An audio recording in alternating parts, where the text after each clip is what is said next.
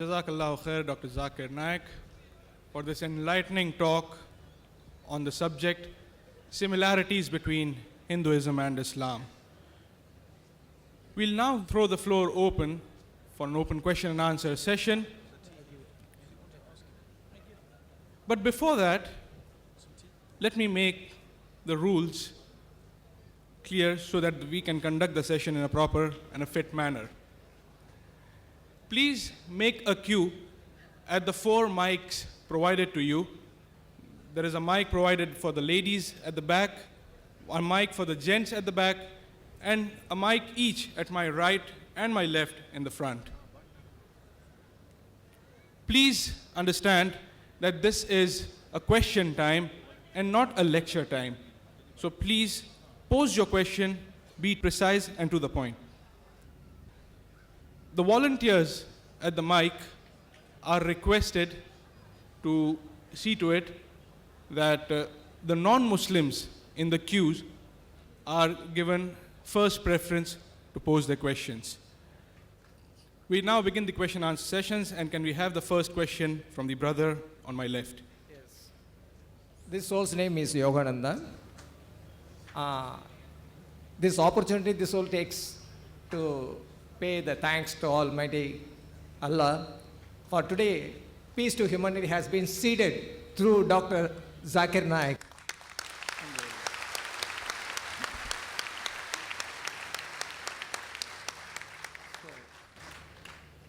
Peace to humanity for the Hindu-Muslim unity. So, thanks very much for your very great effort he has taken by going through all the Vedas and other things. Really big task he has done. But still more is the another part of in Hinduism. There is, he has touched the matter of Vedanta. There is Siddhanta is another one is there. That also if he concentrates, still more he can give very good evidences, and it will be very good for the peace to humanity for the future. Okay, thank you very much. Thanks Allah.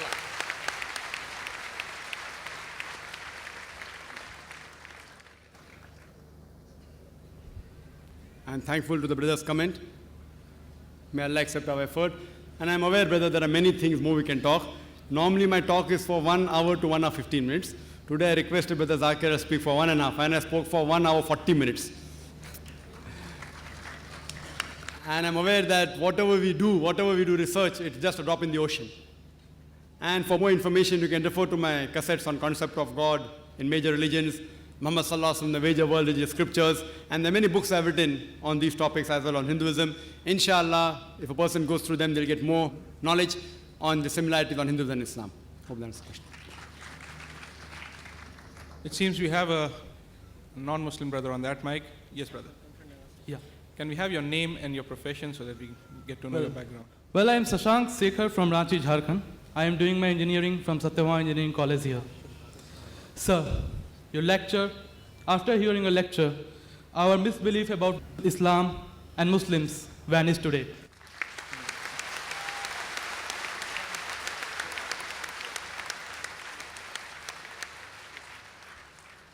Sir, I have been to Jammu and Kashmir and have seen the trauma and pain that the people are suffering there because of the so-called jihad of some Muslims.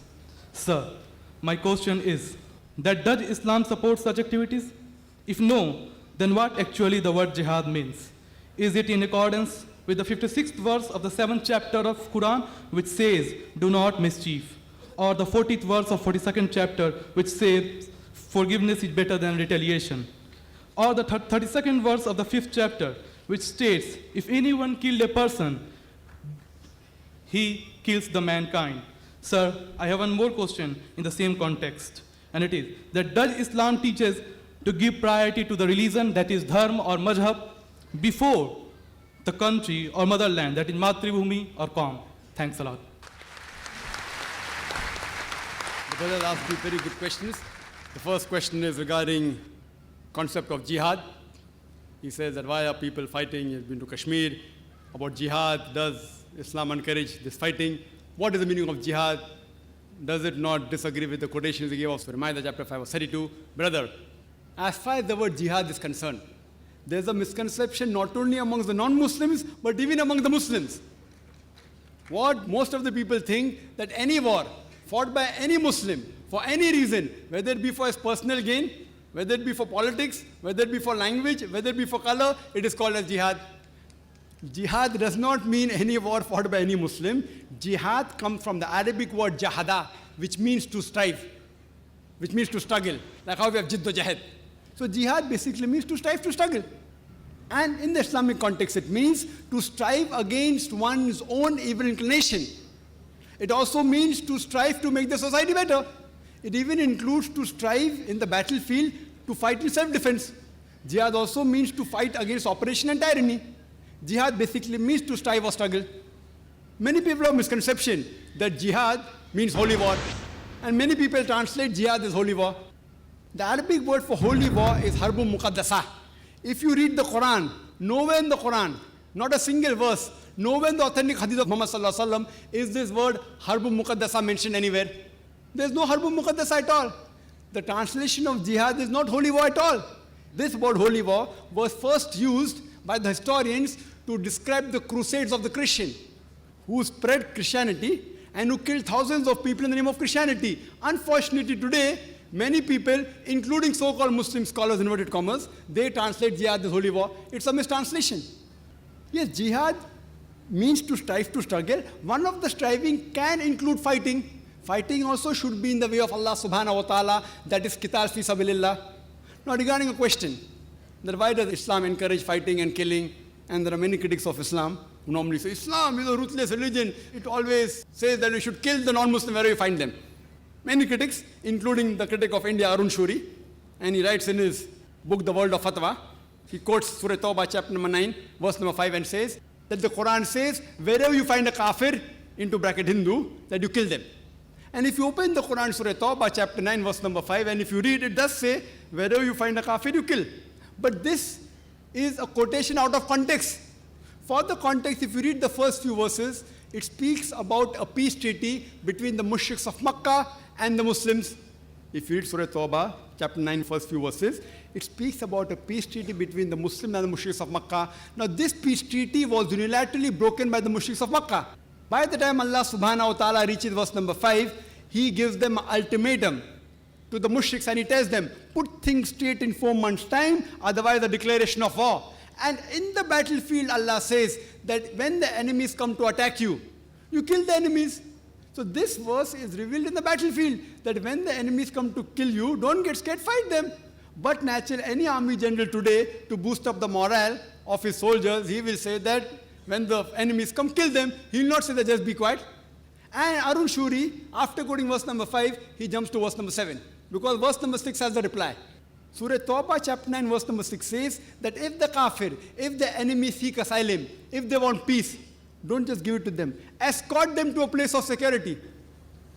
If the enemy wants peace or asylum, escort them to a place of security. Today, the most merciful army general, maximum will tell his soldiers that let the enemy go. Here Allah says, don't just let them go, escort them to a place of security. So whenever these verses are there of killing, including the verse of Surah Anfal, chapter 8, verse number 60, when they say that, prepare your steed and be prepared, attack the enemy. The next verse says, but if the enemy is inclined towards peace, you give it to them. So almost all the verses we talk about fighting, after that it says that if they want peace, peace is better.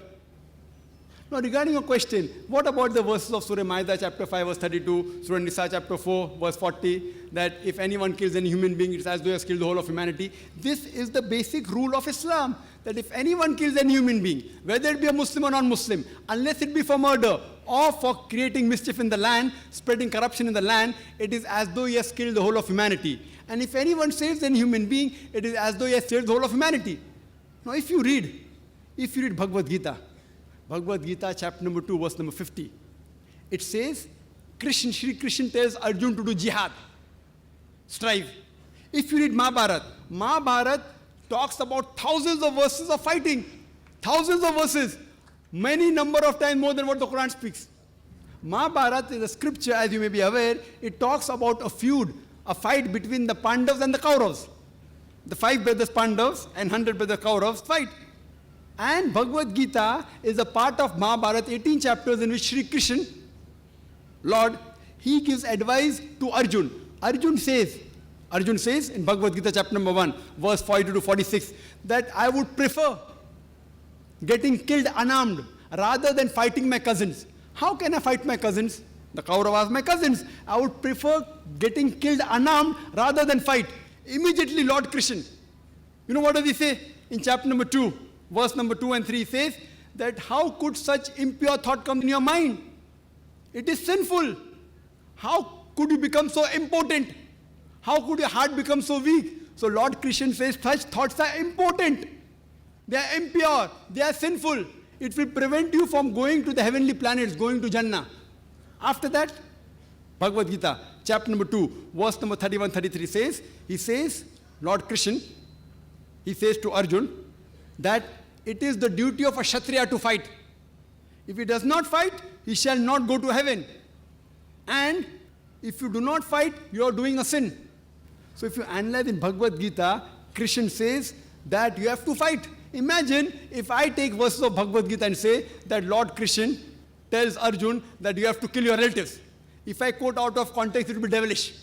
But in context, it is Lord Krishna says that if you have to fight against falsehood, for the truth, you can fight against anyone, even if it be your relatives. So now in context, it makes sense that if you have to fight for justice, even if it be against your relatives, there's no problem. So that is the message of Bhagavad Gita and Mahabharata, fighting truth against falsehood. The moment I tell a Hindu about Mahabharata and Bhagavad Gita, he has the knowledge. He says, no, but Mahabharata and Bhagavad Gita is a fight between truth and falsehood. That is the same thing what's mentioned in the Quran. So moment I quote to you Bhagavad Gita, Mahabharata, you understand the Quran better. And furthermore, many people say, oh, this Quran talking about jihadis. If you do jihad, if you die, you go to Jannah. Many critics, including Arun Shuri, quote, and they quote the even hadith of Sahih Bukhari, volume number 4, in the book of Jihad, chapter number 2, hadith 46. It says that a mujahid is a person who strives in the way of Allah subhanahu wa ta'ala, and Allah alone knows who strives. And further, a prophet said that if a mujahid dies in the battlefield, he shall go to Jannah, he will get paradise. But if he returns back, if he does not die, he will return back with the booty of war. This hadith and several verses of the Quran are quoted by the critics of Islam. I wonder how could the Hindu critics quote these things? Haven't they read the Bhagavad Gita? Haven't they read the Mahabharata? Even Shri Krishna, he mentioned in Bhagavad Gita, chapter number 2, verse number 37, O Arjun, O son of Kunti, rise up and fight. Even if you're killed, no problem, you will go to heaven. And if you return back successfully, you will get the good riches of this earthly world. Same thing as the hadith. So when Krishna says to Arjun that fight, if you are killed, no problem, you will go to heaven. If you return back successful, you will get the riches of the world. That is the same thing what Sahih Bukhari says, what the Quran says. So therefore, you should understand each other better by reading the scripture. So Islam allows fighting as a last resort, in self-defense or to fight against oppression, otherwise no. And jihad means to strive to struggle. Now coming to your second question, which is more important? Which is more important, following the rules of the country or following the mazhab, the deen? It is like you asking me, who do I belong to first? Do I belong to my father or my mother first? Brother, as far as following the rules of the country and following the rules of deen, Almighty God is concerned, Almighty God is our creator. He is more superior to us. Following the rules of deen is more important for us than any other rule laid down by father, mother, or any country. But I am an Indian. I know there's not a single law in the Indian constitution which prevents any Muslim in India to follow Islam. In fact, India is one of the few countries which is mentioned in the constitution that it is the right, it's the birthright of every citizen of India to preach, practice his religion. That's what I'm doing. There is not a single law in India which prevents me from doing something which is farz or compels me for doing something which is haram. There is no law. I can offer 5 times salah if I want. If I don't want, I can't offer. There is not a single law in the Indian constitution which prevents me from becoming a good Muslim. Therefore, as far as I am concerned, I am a very practicing Muslim, alhamdulillah, and also practicing Indian. And if by definition, by geographical definition, an Indian geographically is called a Hindu. So if Hindu means a geographical definition, I am a Hindu living in India, and I am a practicing Muslim.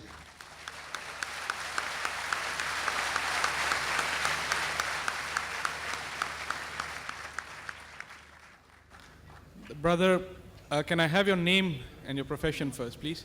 My name is Saravana Kumar. I'm working in a bank.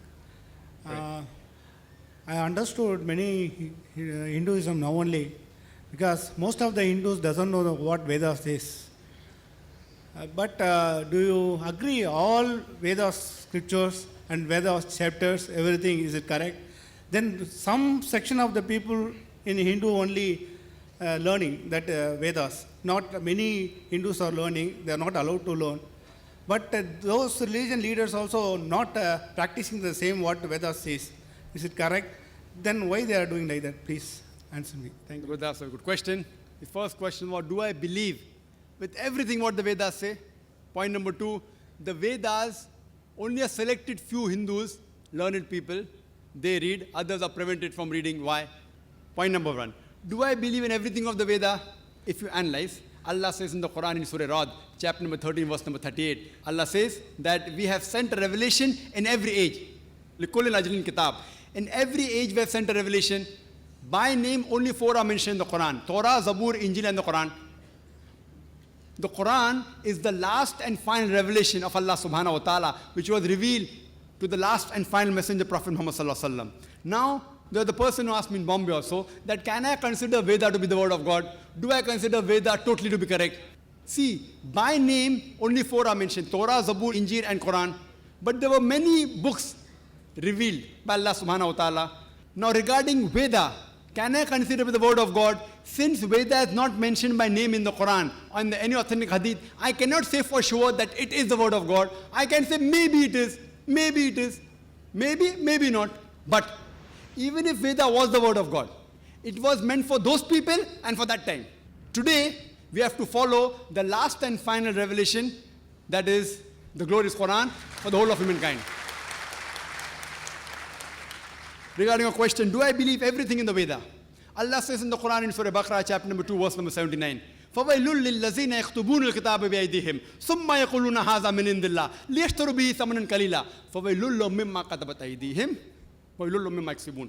Woe to those who write the book with their own hands and then say this from Allah, to traffic with it for a miserable price. Woe to those for what they earn, woe to those for what they write. Now we realize that all the previous scriptures of Almighty God, by the passage of time, they have got corrupted. They have been changed. Today we don't have the Injil in the pure form. The Bible that we have, it is not the Injil which was revealed to Isa salam. They have changed in passage of time. So even if Veda was the word of God today, it has not maintained its pure form. And all the Hindu scholars, they agree. So Allah says in Surah Hijr chapter 15 verse number 9 that we have revealed the Quran and we shall guide from corruption. Quran is also called as the Furqan, the criteria to judge right from wrong. So what I say, that whatever is matching with the Quran in the Vedas, I accept it to be true. What doesn't match, I leave it aside. Because Veda hasn't maintained its pure form according to the Hindu scholars. So what I say, whatever matches with Quran, I say I've got no objection. This part may be the word of God. But I don't agree everything of the Vedas. There are many unscientific points in the Veda. I can give a talk on that, which I don't intend giving. I can give hundreds of unscientific things mentioned in the Vedas. So what I say, that this is the Furqan, the criteria. You check with this. If it matches with this, we agree it to be that part as to be true. Hope that answers the question. Do we have a question from the sister's side? Do we have a non-Muslim sister who has a question? Good evening, everybody. I'm Aarti. I'm an engineering student. I believe that most religions are just a set of beliefs. Hinduism is a belief, Islam is a belief, Christianity is a belief. And most major religions like the Islam or the Hinduism or the Christianity have been formed through ages. They have come past through a lot of ages. So they can be a lot of additions and subtractions which can add value to the religion and which can also cause some kind of a demolition to the name of the religion itself. So my question is, why do we have to stick on to few religious books like the Quran or the Vedas to follow a life of our own? Why can't we just take the rights, the positives and the negatives and leave the negatives alone and take the positives of the Quran and take the positives of the Vedas alone and lead a life of good? And no matter what, for example, no matter what the Vedas say or no matter what the Quran says, I believe that a man should have a single wife. And I would definitely not agree upon the fact that the Vedas contain something like that or the Quran contains something like that. It is up to my conscience to leave off the negatives of however great a religious book might be and take the positives of the book alone. And why are we here to even discuss about why are we here to even discuss about the differences and similarities between the two great religions? Why can't we just take the positives of both religions and just lead a life of our own? Very That's good. my question. Sisters asked a very good question. A very good question, a very relevant question. That why should we follow religion? Why Hinduism, why Islam, why Christianity? Why not follow the good things of all? And that's it. Finish. Who will decide what is good, what is bad?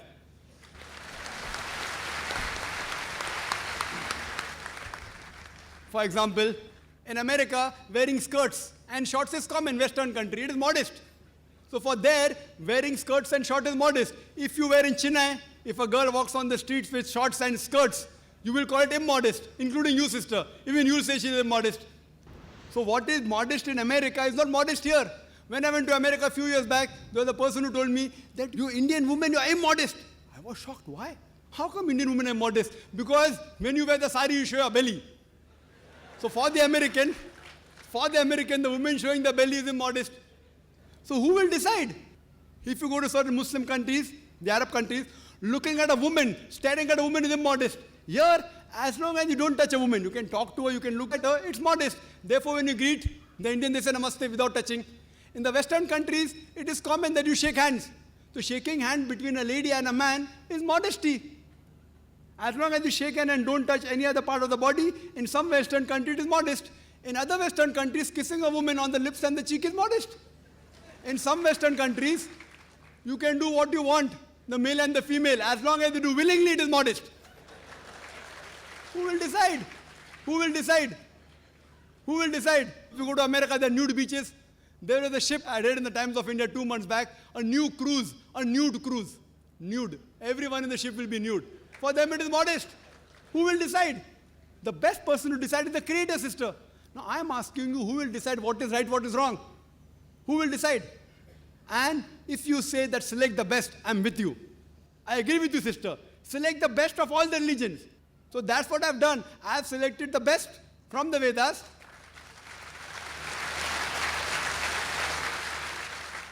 But what is best is not best for you. That's the problem.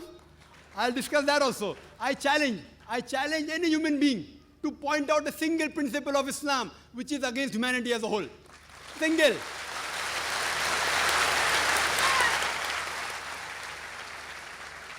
I challenge, I say, I'm not speaking on behalf of the other Muslims. I'm putting my head on the guillotine. I challenge anyone.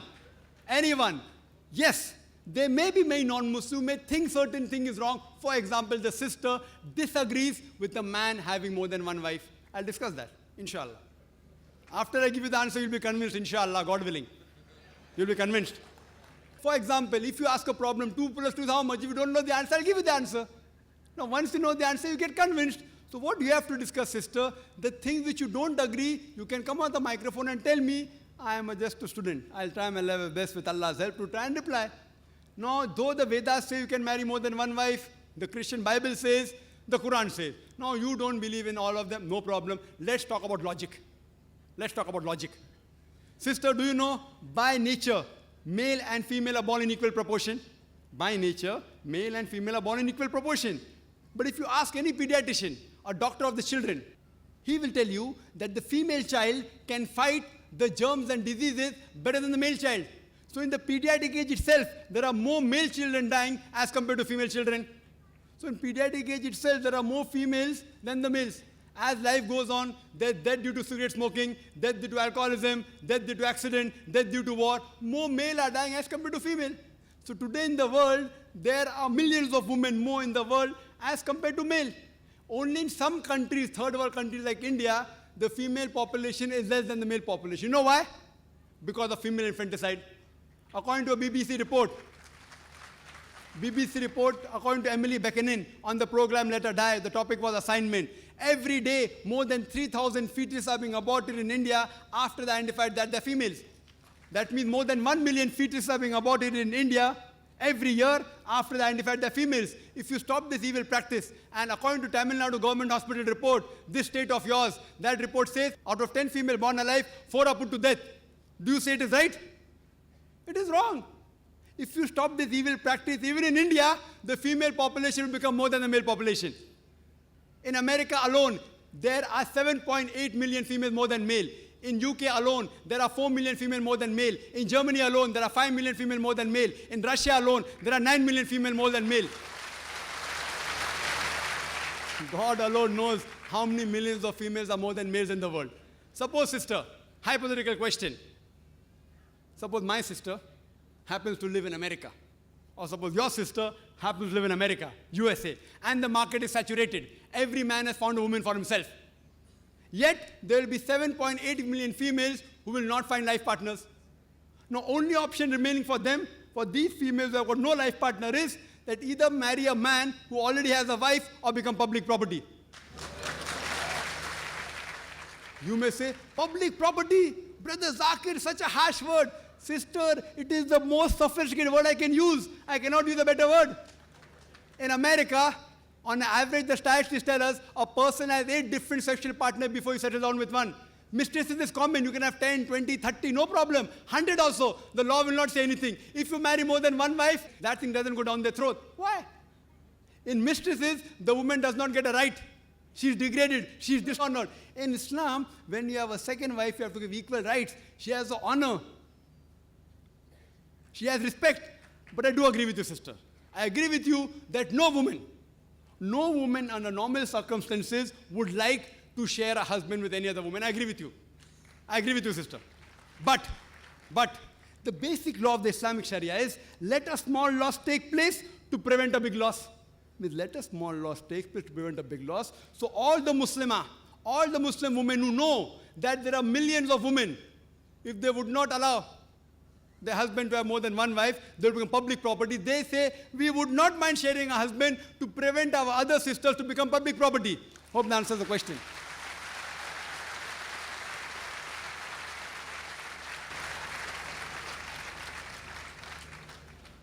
May we have the next question from brother? Okay.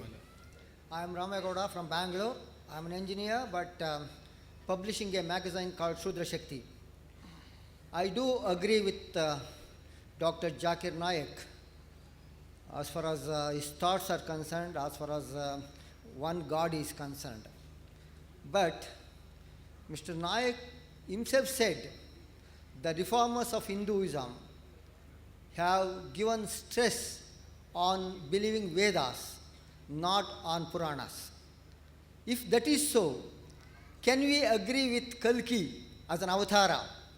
And second question, I will come with another 2 questions. If Kalki Purana and your version of Kalki could bring peace with the 2 religions in India, all right, give lot of publicity to it and try to win over the people. Second thing is, you said you quoted in Vedas, and a friend of mine also posed a question.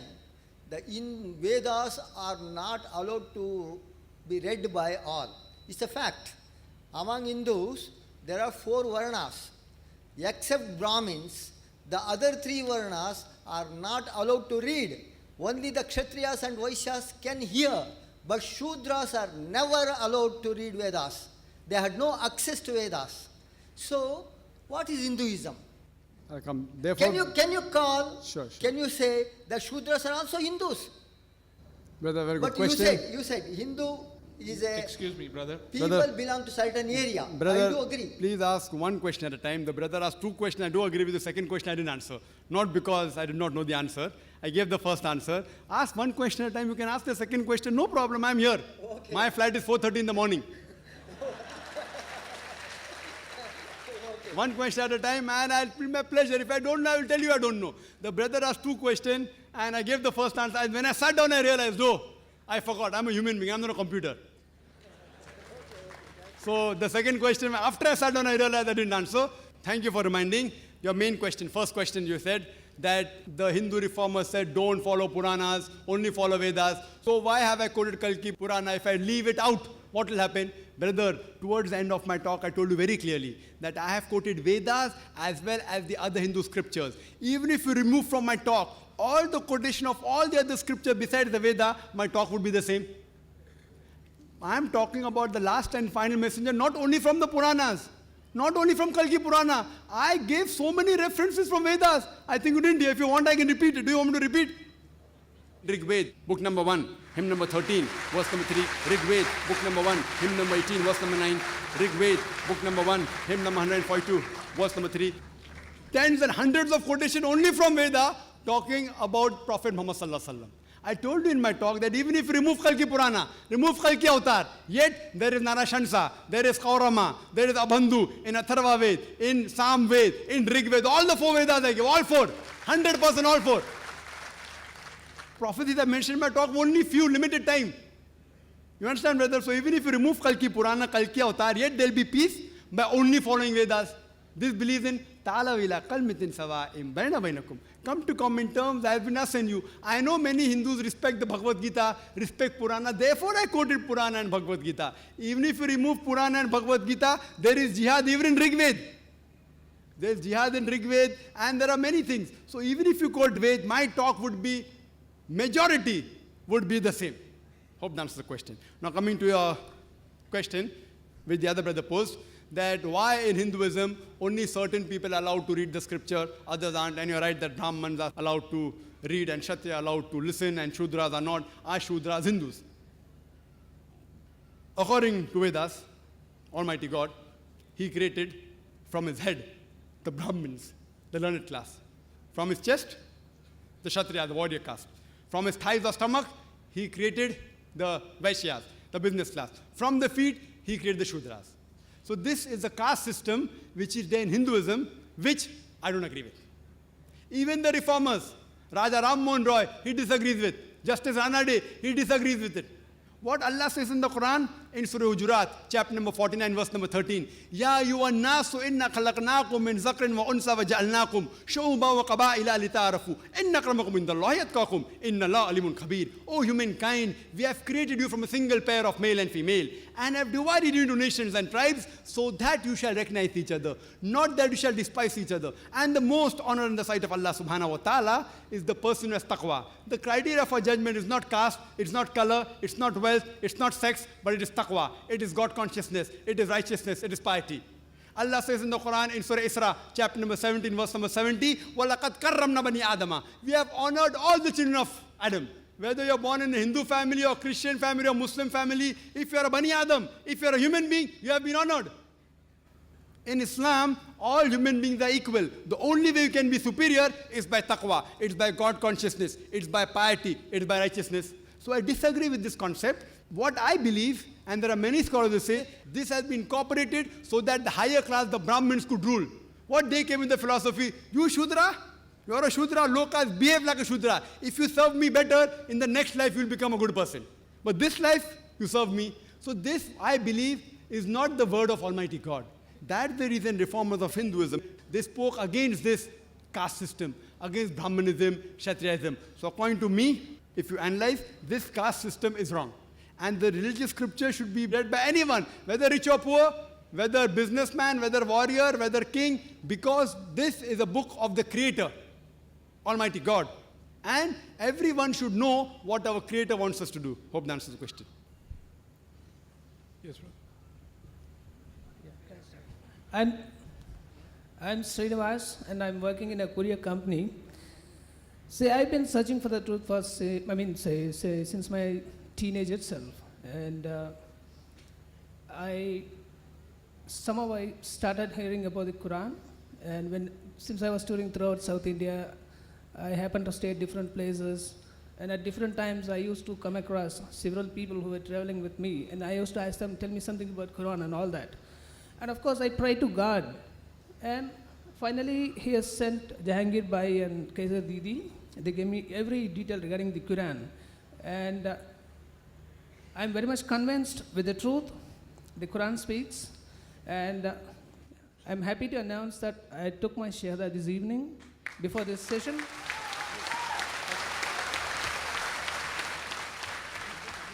Takbir. In your exhibition hall, and see, I just have a few questions to post to Mr. Zakir Naik. One is, still I do not have a Quran with me. I just hear people reading out Quran, and out of that I just memorized few verses. One of them is Quran 17:40, which says, "Did Allah give you sons and take daughters from the angels? Truly you utter a lie." There is a verse. I didn't understand this, one thing. The second thing is, what is Harur? Harur, the companions of men in the heaven or something, friends, like spirit forms. Or the brother referring to Hur. Sorry. Hur, companion. Yeah, in the heavens. The brother has quoted a verse of the Quran. There's a verse of the Quran. The brother asked a question first. I have to congratulate you, brother. You're most welcome to the region of peace. Thank you.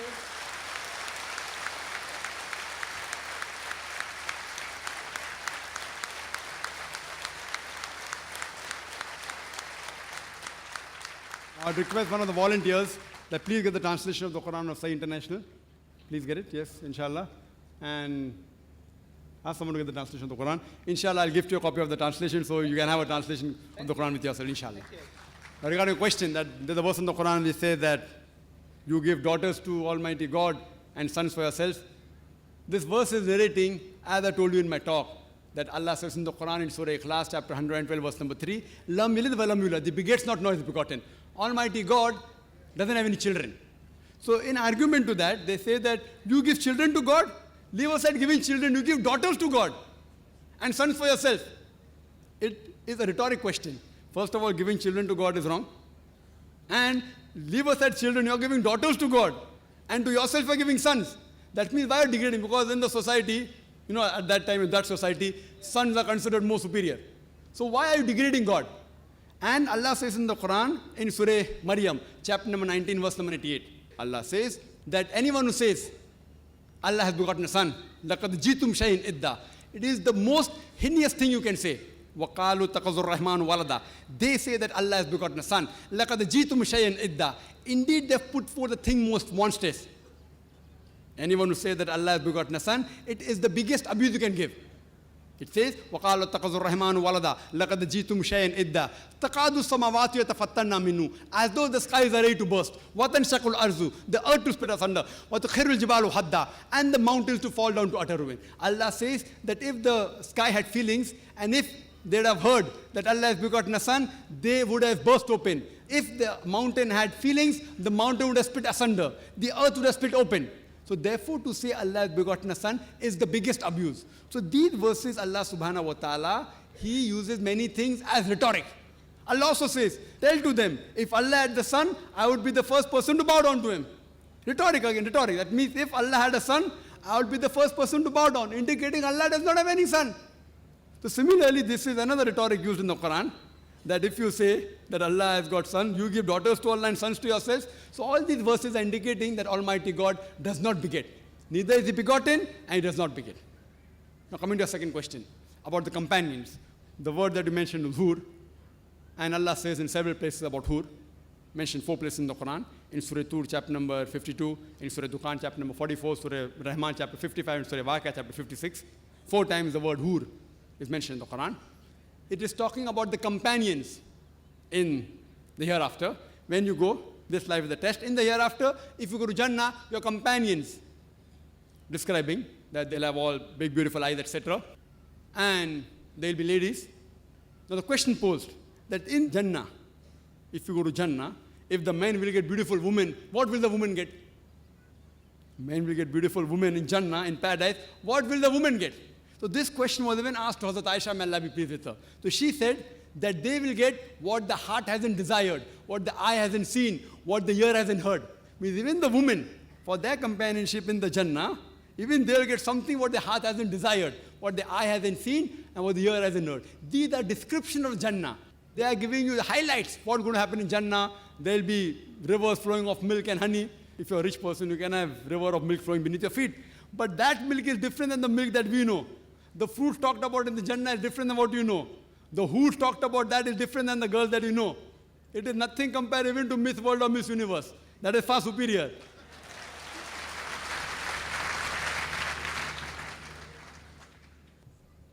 I would request all the brothers and sisters who have a question to please form a queue so that the volunteers get an opportunity to identify and bring all our non-Muslim friends right in the front.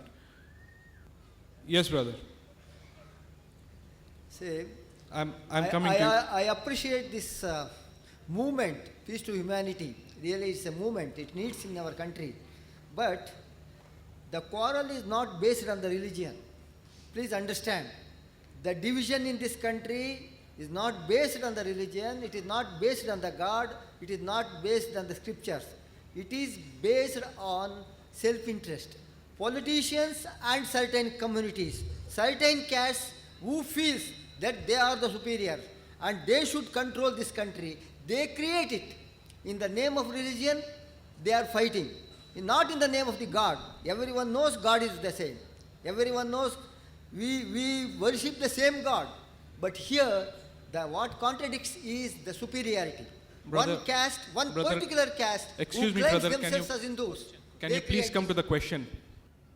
The brother asked the question that he agrees that religion doesn't cause division. It is the politician, and that's what I told in my talk. In the conclusion of my talk, I did mention that the British had the policy of divide and rule, and unfortunately, most of the politicians, they've inherited this policy.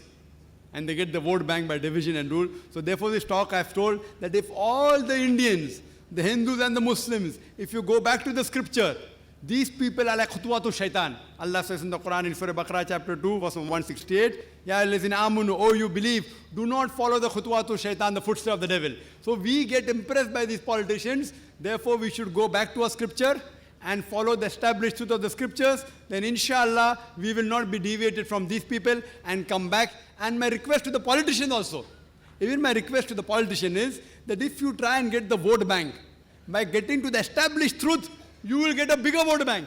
Irrespective whether you get a vote bank here or not. In the akhirah, you will get a seat, inshallah, in the next life. May we have the next question from brother at the back. I am Pawan Kumar Sharma. I am a mechanical engineer from Haryana. I have read some verses of Quran in another exhibition hall.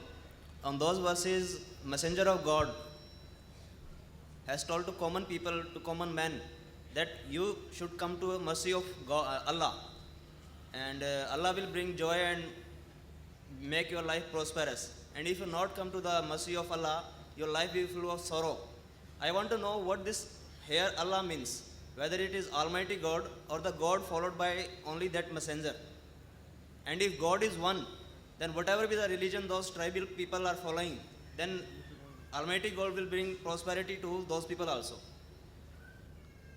Well, that's a good question. I would just request that the brother who has just accepted Islam, I would like to present to him a copy of the glorious Quran, the translation. I request the brother to come on the top.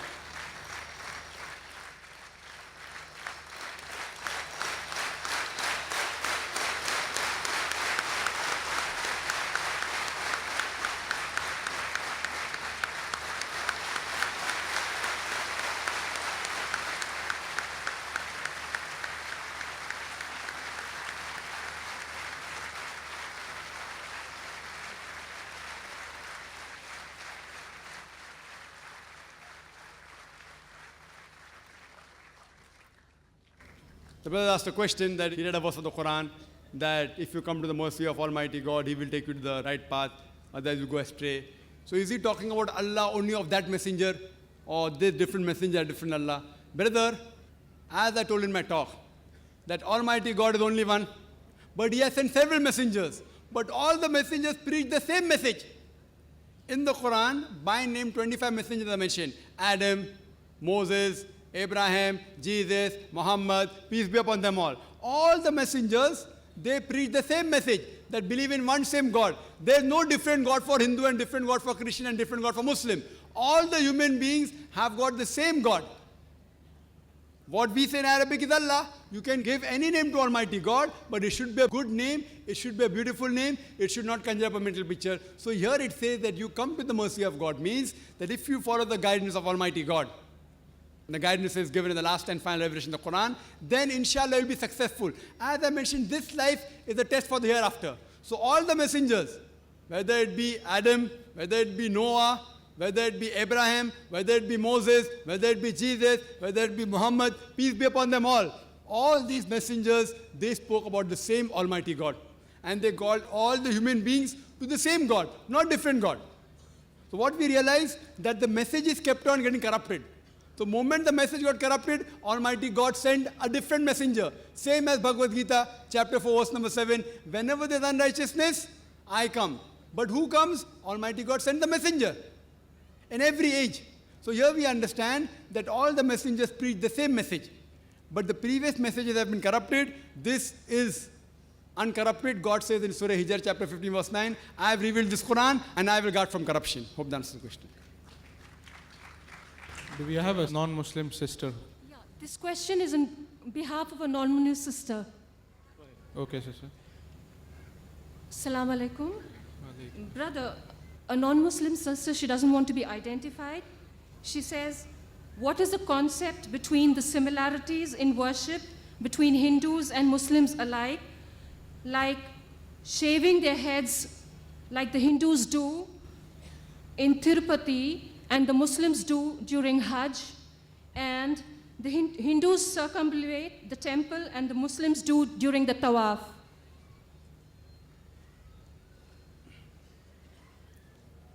The sister asked a very good question. What are the similarities between worship in Islam and Hinduism? And she gave an example that when they go for pilgrimage, they shave the head. Muslims also, when we go for Hajj and Umrah, we shave the head. They circumambulate and we circumambulate, all similar. There are many similarities in worship.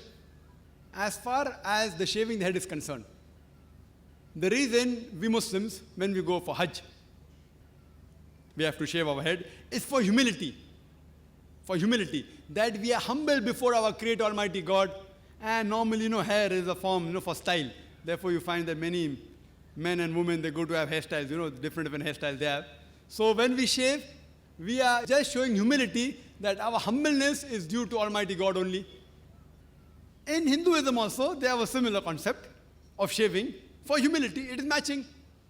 Regarding circumambulation, the reason we circumambulate, people object that if Islam is against idol worship, then why do you circumambulate around the Kaaba? Why do you bow down to the Kaaba? Don't you worship the Kaaba? And the Hindus, they circumambulate, and when they worship. The difference between the Hindu circumambulation and Muslim circumambulation is a difference of chalk and cheese. We bow down to the Kaaba in a salah, it is as a sign of direction, it is a Qibla. Kaaba is the Qibla. If we offer salah, we have to offer in the same direction. Today, if you want to offer salah here, some will say let's pay north, some will say south, some will say east, some will say west. So for unity, all the Muslims face towards the Kaaba. So those living in the west, they face towards the east. Those in the east face the west. Those in north face the south. Those in south face the north. And if we analyze Kaaba, the world map, the first person to do the world map was Al-Idrusi in 1154. When the Muslims drew the world map, North Pole was down and South Pole was on top and Kaaba was in the center. Later on, the Western cartographers came, they turned the map upside down, North Pole top, South Pole down, but yet Kaaba is in the center. The reason we circumambulate around the Kaaba is because Allah has told us, Prophet has told us we do it. My logical reason I can think is because every circle has got one center. When we circumambulate around the Kaaba, we are testifying that there is only one Almighty God. But if you circumambulate around the Kaaba and believe many gods, then you're doing wrong. And regarding worship, the statement of Hazrat Umar, may Allah be pleased with him, which is mentioned in Sahih Bukhari, volume number 2, in the book of Hajj. He said that I'm kissing this black stone. This black stone can neither benefit me, can neither harm me. I'm kissing it just because my Prophet kissed it. This statement of Hazrat Umar is sufficient to testify that no Muslim worships the Kaaba. And furthermore, my argument is, during the time of the Prophet, there were Sahabas who stood on the Kaaba and gave the azan. No idol worshipper will ever stand on the idol he or she worships. So this proves that we Muslims don't worship the Kaaba. It is only a symbol. It is only a Qibla. And regarding other similarities, sister, there are other similarities. There are various other forms of worship in Hinduism. One form of worship is known as Shashtang. Shashtang from Sha, Asht means art, and Ang means part of the body. 8 part of the body. One type of worship in Hinduism is 8 part of the body, touching 8 part of the body. The best way you can do is like we Muslims do the sujood in Salah, touching our forehead, our nose, our 2 hands, 2 knees and 2 feet, shashtang, 8 parts of the body. Forehead, nose, 2 hands, 2 knees and 2 feet. And sujood is the best part of the Salah. It is mentioned in several places in the Quran. And furthermore, regarding Makkah, the mention of Makkah is even there in the Hindu scriptures. The word mentioned for Makkah in Hinduism is Ilai Spad. Ila, as I said, is God, and Spad means place. So Ilai Spad is one of the place of Tirtha, place of pilgrimage, which is mentioned in Rig Veda, book number 3, hymn number 29, verse number 4. Ilai Spad, in the Sanskrit dictionary, Ilai Spad is place of God, house of God.